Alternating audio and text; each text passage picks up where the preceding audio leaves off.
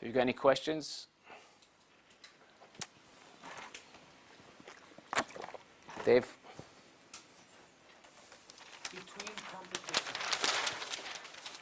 Between competitions,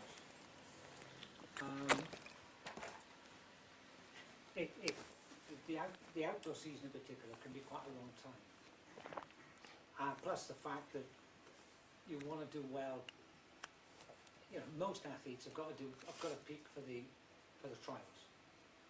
But then, if they've made it, they then got a competition 4-5 weeks further down the line.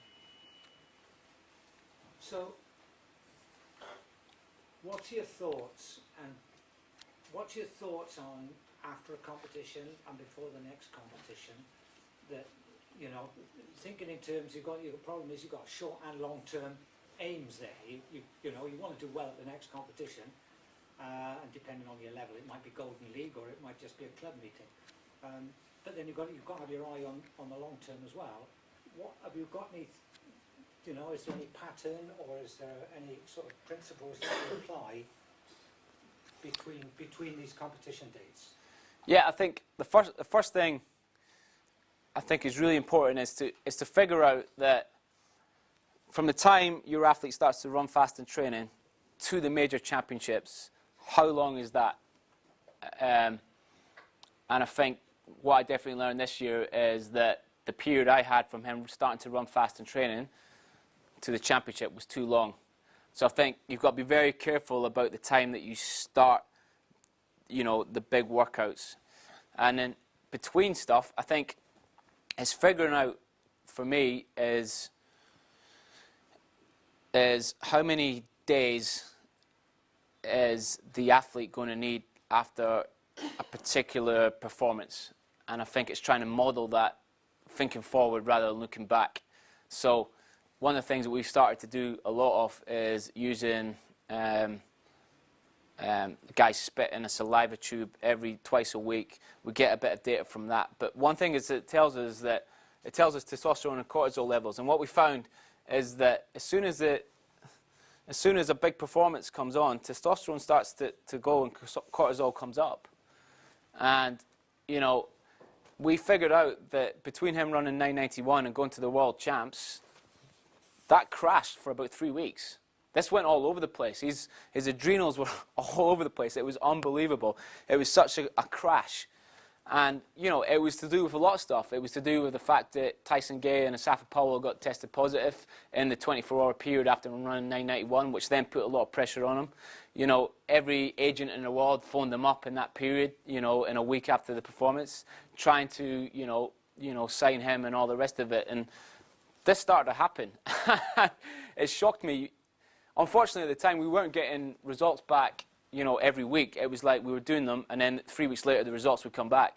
So it was like a retrospective look at things. But, you know, it turned out that it actually took about 21 days for this to recover from him running that one performance. And after 21 days, his body started to get back to normal, and he started to be able to move properly and all the rest of it. But, I mean, he was gone. So there are things that we're sort of looking at to try and sort of monitor that and sort of trying to look forward. But, yeah, I think it's a case of just figuring out, getting your competition set out with what you think is going to be the appropriate number of days that athlete will need to recover from that competition until the next competition, and then having the guts to, if they do drop a performance like that, is to actually elongate that to the next thing.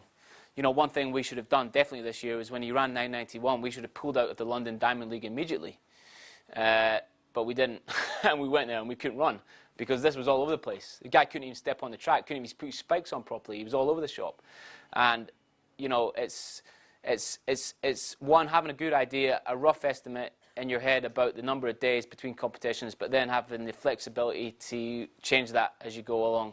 And being aware that if somebody runs a PB, like, it can have a dramatic effect, stuff that's underlying which you have absolutely no idea about what's going on, stuff that's going on underneath the surface. And hopefully next year we can start to extend this out a little bit, get a little bit more data about the biology and the physiology that's going on underneath the surface, because I think that stuff is underestimated a lot. So during that time, what would you do with it?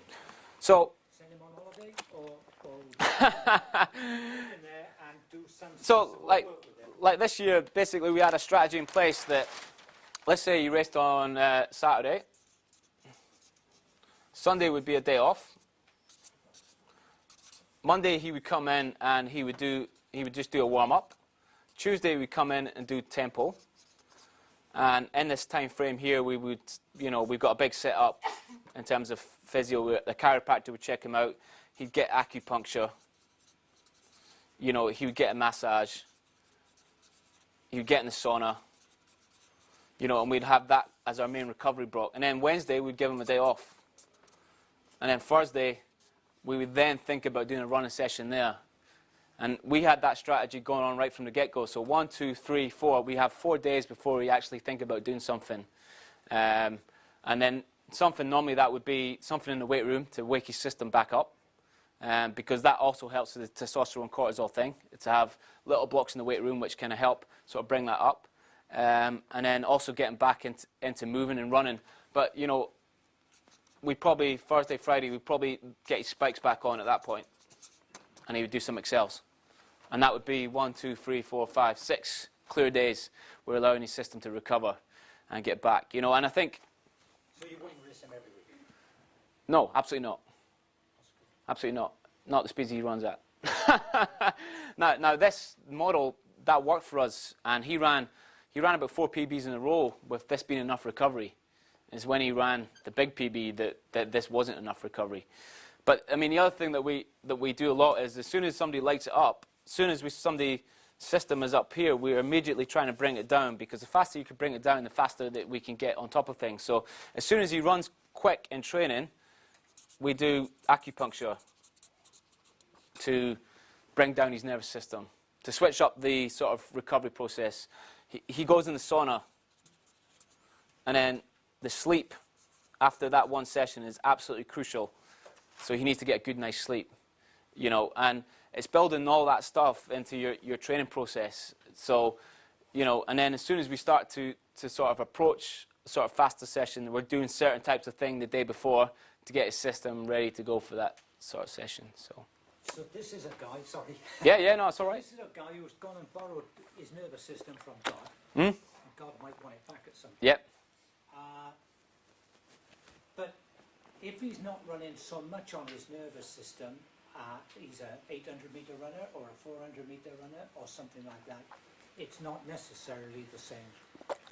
I think the time frames are completely different. For each individual. Yeah, absolutely. Yeah. And I coach 5 guys who are extremely talented and all have gifts from the gods. Therefore, this is the way I coach. But I realise that other people have different training groups and different athletes, and therefore need to structure things a little bit different. But I think the message is the same. Figure out what your athlete's like, what their motor system's like, what their nervous system's like, and build your training programs appropriately around that. Any other questions?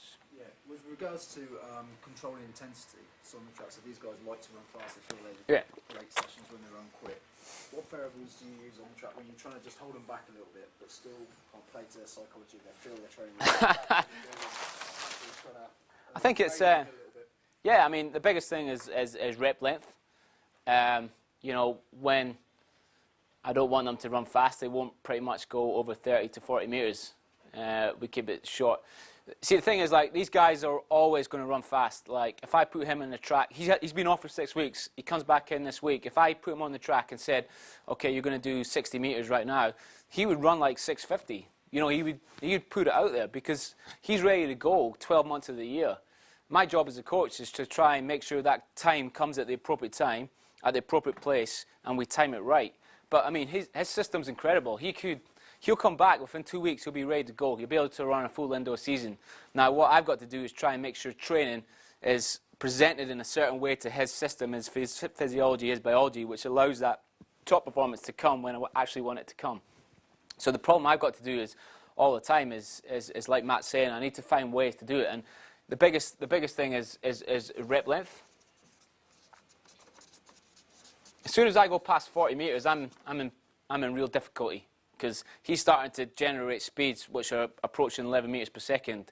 As soon as he goes up to 55 metres, he's up to, like, sometimes, if we get it right, he's up to 11.8 metres per second, which is incredible, and we don't want that to happen too early. So rep length is probably the biggest thing that, you know, I found that I can do to sort of keep on top of it. But there are other things, you know, in the weight room.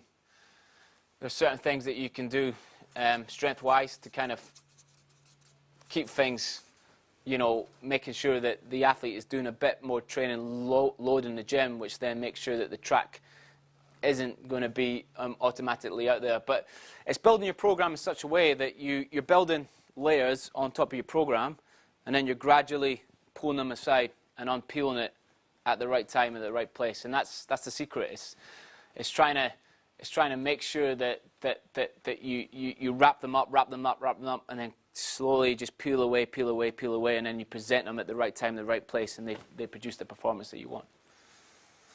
Yep. Do you build acceleration into your program year round? Yeah, absolutely. So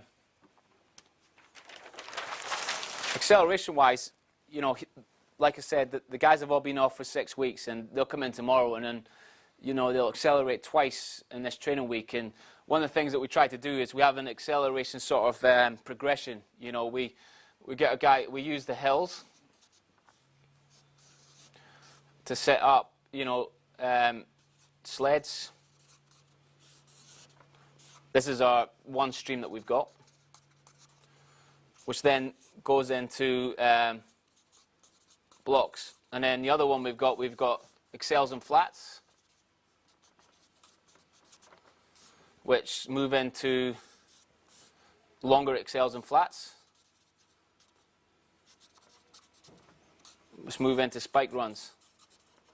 So let's say they're doing that on a Tuesday, they're doing that on a Friday, but this is happening November, December, January.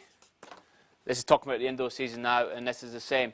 So right from the get-go, we're teaching the acceleration mechanic. All we're doing is presenting different surfaces which allow the intensity to slowly sort of present itself, if that makes sense. So on the hills, on the grass, the speed that they're running at is less than the speed that they're going to be running at when they come into here, which is less than the speed that they get when they come into here. And likewise, we keep the rep length here quite short so that the speed that they're running at gradually progresses, and then we change the foot surfaces and spikes. But basically the point is, all year round we're having a focus on working on acceleration mechanics, and all we're doing is changing the surfaces and the environments to allow the intensity to change as we go through the progression.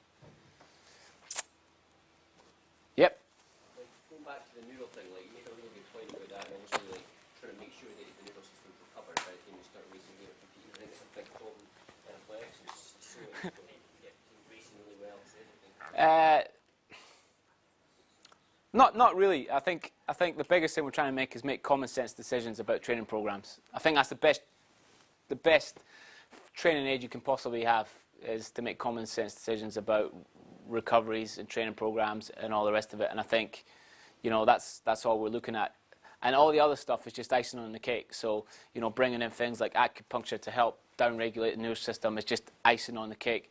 You know, things like sauna, things like, you know, we are looking at things to do with enhancing the sleep quality during the nights and stuff like that. But all that sort of stuff I just think is on the periphery. The central issue is write a decent training program, which is going to reflect their ability to recover, and be sensible about that.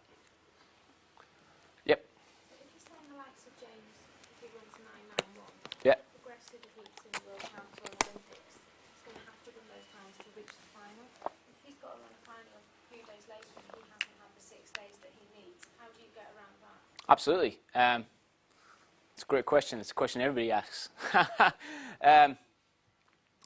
It's the way we're approaching it is we're going along the lines of if we can get James to run 9.8, then if he has to go to first round and run 10.1, and then he has to go to semi-final and run 10.00, then it's actually okay for the system to deal with. What you find out pretty quickly is you take an athlete to a new level, and it has a massive impact on their body, but then you take them to that level next year, and they could deal with it quite easily. So he ran 991, had a massive impact, didn't deal with it at all appropriately, and then ran 997 and dealt with it incredibly well. And he was ready to go a week after that. And he went to Brussels and did reasonably well, and went to Newcastle and ran reasonably well. So he didn't need 30 days after that particular run. So the body can adjust very, very quickly. But the important thing is the first time it goes to that place, that's the danger period. And yeah, our philosophy with James is quite simple. If he's got to run 10-1, 10-0-0 to make a final, then if we get him to run 9-8, then that becomes very easy for him to do. Yep. Have you noticed any differences between the way that some of these reactions take place in, say, a high-stress situation at this level of competition, and then back home, perhaps months later, in what you would describe as a normal training session? Absolutely, everything's amplified. Everything is amplified. Everything is all of a sudden crazy, and I think that's the that's experience. One thing that was interesting when we were in Moscow was my brother, who works for British Athletics as head of endurance physiology, and he is basically Mo's right-hand guy. And Mo was in Moscow, and he was a guy who was walking around the hotel, you know, in an incredibly relaxed place. And I said to my brother, I said, wow, Mo's incredible. That's how is he so relaxed? And he's like, well, he's been here 9 times before. He's won 9 medals in a row. And I think the thing that we've gone through with James is as soon as they're exposed to this sort of new level, you know, everything is new and it amplifies everything, and they're suddenly out of their comfort zone and it's different. But as soon as they go back there a year later, I think it's going to be a lot different. But yeah, there's a massive difference. Everything is amplified.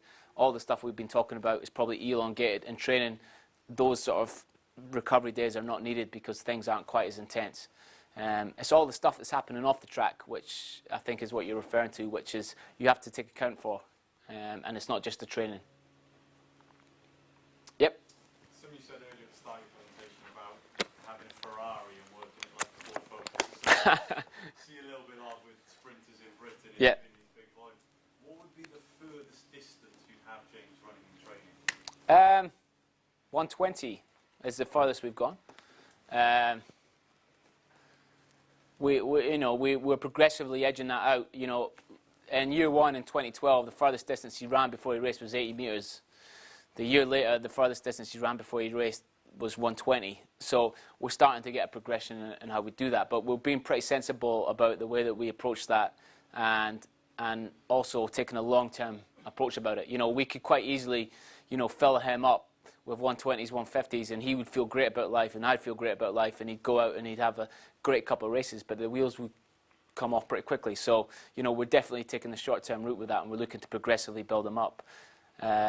And, you know, year on year, and, you know, I was chatting to Leon about this. One thing that I start to realize is that if you start to put together back-to-back seasons, things become very easy for the athlete to deal with, you know. So like 2 times 90 meters last year for him would have been quite a tough big workout, whereas this year it's a walk in the park. So we can, you know, quite easily extend the distance and go to 120 and all the rest of it. So I think it's about taking the long-term route with that, especially with, you know, rep distances, and sort of making sure that it takes time to build the qualities and the mechanics and the neural system and the speed to be able to run those distances at the speed that you want, and not just hoping that it's going to happen and presenting the athlete with something that they just possibly can't do.